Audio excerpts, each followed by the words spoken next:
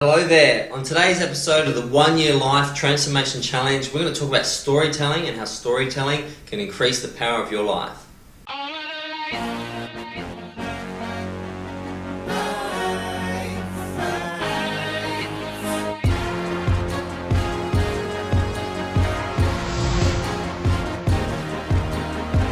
Hello everyone. Today we're going to talk about my favourite topic, which is storytelling. Stories are at the heart of how humans learn, whether it's the Bible, whether it's Aesop's Fables, or whether it's the latest blockbuster movie happening right now. Stories are the communication method that humanity is driven by. Everyone loves a story. Everyone loves a character. Everyone can relate to a situation from a book or a movie, and if they couldn't, those things would never become popular. So storytelling is important. It's important with your spouse, your girlfriend, your boyfriend, your significant other. It's important to understand with your children. It's important to understand with your colleagues. Once you understand that storytelling is how people get the message and learn, you'll start to find that what you want and what you want to communicate resonates much, much easier. So as always, I've got a quote on the topic, and that quote is, "The stories we tell literally make the world. If you want to change the world, you need to change your story." This truth applies both to individuals and to institutions. Michael Margolis. I'll read this one more time. "The stories we tell literally make the world. If you want to change the world, you need to change your story." This truth applies to both individuals and institutions. So I was at a friend's house yesterday by the beach, and we were talking about life, and he had a notebook on his desk, and to illustrate the concept, I grabbed the notebook and I said to him, imagine this was your life written as a story. You put this notebook in your pocket, and when someone asks you a question like, how are you? Before you respond, what your brain does is it reads the story of your life and then responds from that perspective.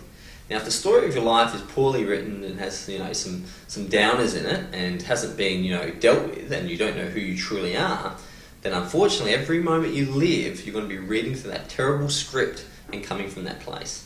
Sometimes we need to throw away the book and just be present.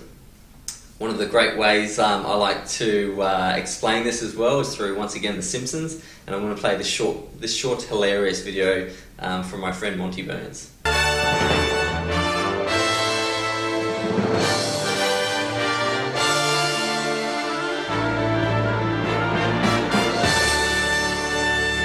Simple villagers, I promise you I will close plants in America and bring work here. Viva, Senor Burns! Viva! Viva!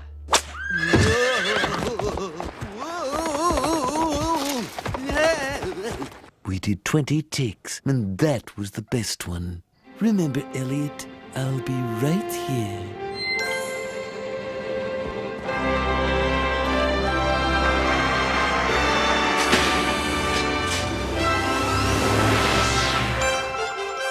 Pure egotism. Self-indulgent tripe. I don't care what they say. I'm going to win this festival.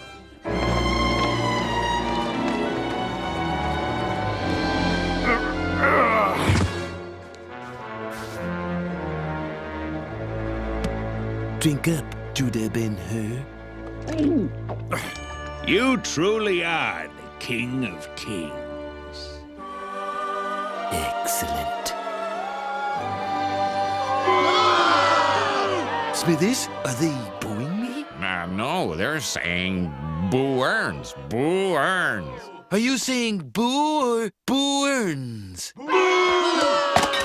I was saying Boo Earns. So now we're going to go through the 7 steps you can use to help you understand why stories are so powerful. And remember, these are great for children, great for your relationships, great for your colleagues, and will really make you a source that people will start to come to get better understandings. I didn't listen to 95% of the advice that my parents gave me growing up. In hindsight, a lot of it was excellent advice, but I'm starting to understand why I didn't, because it wasn't delivered in a story format. So this will really help you if you have some moral guidance or you want to help people. Understanding how to tell a story is really important. So number 1, never give the moral of the story. This is the absolutely golden rule. When you tell a story, just tell the story, because within the story are the answers. Now, I remember when I was coaching, and in particular I had huge amounts of staff and would do performance reviews, Rather than doing the old, classical write-down performance review, I would sit down and tell them a story. Perhaps the story was about me, or the story was about them, or the story could have been a fictional story. And at the end, they'd inevitably ask me, Brad, what does that story mean? And I'd go, you know what? I don't know. Of course I knew what that story meant, but I knew a very key, important fact, that what that story meant to me was only mine. What that story meant to them could only be theirs. And by telling them the moral of the story, ultimately I don't give them the opportunity to sort through their life story and integrate it. It just becomes something they've been told. It's a piece of advice that they lump in with the other advice that they don't follow. Never give the moral of a story. Even when asked, just say, I'm not sure, what do you think it means? Number 2, we place ourselves in the narrative. So remember, it's only normal for, as a story is being told, for us to try and identify how this fits in with our life. And we always place ourselves at the centre of the story. So that helps people. When telling a story, it might be about anything. And remind yourself that person listening to the story is placing them at the heart of the story. Now, in situations where someone's doing something that you may need to give feedback about to correct their behaviour, but you don't want to hurt their feelings, quite often I use the situation where I become the story. So for example, if I was dealing with someone who was an alcoholic, I might sit down with them one day and go, hey mate, it was crazy. About 5 years ago, I was drinking heavily, and I found it really, really difficult to just get the most basic things done, and I think it was, it could have caused depression long term if I didn't sort it out. But ultimately, I think that alcohol was underrated as a problematic thing in our society. I'm so glad I've kicked it. I just thought I'd share that with you because it was on top of my mind. Now, whether I was an alcoholic or not isn't important. The fact is, you didn't preach to them. You didn't tell them that they needed to change their ways. You told a story in which you might have looked a bit bad, which it can resonate with them later. Remember, if you make people feel bad, for example, you say, you need to do this because you're no good, they'll instantly push back. Understanding archetypes is number 3. Archetypes are traditional stories that have run through our culture for thousands of years. For example, the flood story, the renewal story, is in over 50 cultures around the world tell that exact same story. The story of Odysseus and Homer's Odyssey, which is a man overcoming obstacles finally to be reunited with his wife, is at the basis of almost every love story. In fact, the Greeks really only had tragedy, comedy, and a few areas that they felt that all stories fell under. Star Wars is an adaptation of the Knights of the Round Table. There's huge parallels there, and the Knights of the Round Table was an adaptation from Jason and the Argonauts, and you can go back and back into the Vedas in India.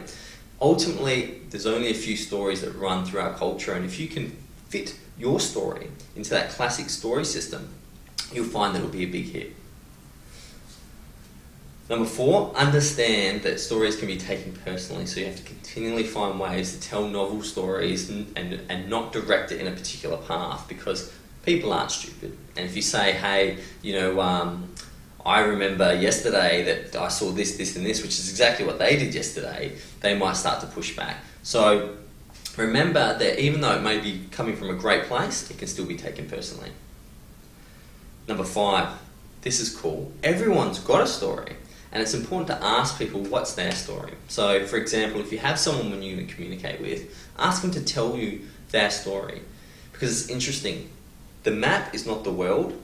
However, people believe it is. So what that means is they create this story in their head and they carry it around, like the notebook analogy I used. And until you understand that story, you'll never understand their behaviour. Because their behaviour comes from the story. So often we say this person's a bad person simply because they keep doing this. Well, if you're going to understand why they keep doing this, find out their story. Number 6, stories are important because they're timeless and they're passed on. I would suggest there's a lot of software on the internet where you can create little storybooks. Create a family story that can be passed on and added to generation over generation. Create a story about your life or your family, and I'd ask everyone to do this. Make it fun, make it heartfelt, and it could be a great gift to your children or your spouse or other family and friend members. And number 7, stories, just like real life, have heroes and villains. It would be a really boring story if this bloke got up in the morning, went to work, went home and everything was fine. What we want is we want a villain and we want a hero. And that happens in all areas of society. Very quickly, we aim at the villain and say they're no good, and to the hero we say you're fantastic. But we need to be more aware of that and step back, because the universal conscious sees that there is no good or bad. Therefore, without a villain, there cannot be a hero. And without a hero, there can be no villain. So those things are together make up experience. So remember that when situations happen and there's someone to blame, understand that without that villain there cannot be a hero, and the story unfolded because of those two actions. I'm loving our relationship at the moment. I think the stories that are being told are incredible. Thank you so much for those posting their personal stories on the Facebook wall and the YouTube channel. Other than that, I can't wait to see you for tomorrow's story. Goodbye.